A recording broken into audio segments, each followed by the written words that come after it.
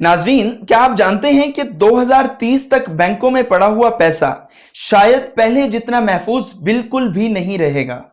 यानी जो रकम आज आपके बैंक अकाउंट में मौजूद है, मुस्तकबिल में इस पर पहले से ज्यादा कंट्रोल और निगरानी हो सकती है। और जैसे ही मौजूदा आलमी तनाज़ात और जंगों का ये दौर खत्म होगा, एक नया निज़ाम मुतारिफ कराया जा सकता है।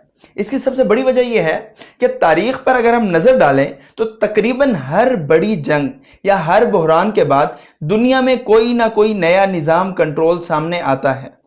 दूसरी आलमी जंग के बाद अक़वाम मुत्तहिदा, आलमी बैंक, IMF और नेटो जैसे इदारे वजूद में आए, जबकि 9/11 के बाद पैट्रियट एक्ट और बड़े पैमाने पर निगरानी के निज़ाम मुतारिफ कराए गए। 2020 के बाद वर्ल्ड इकोनॉमिक फोरम की जानिब से ग्रेट रीसेट की बहस भी सामने आई, जहां यह मौक़िफ़ पेश किया गया कि बड़े बहरान और वबाएं तब्दीली के मौके फराहम करती हैं।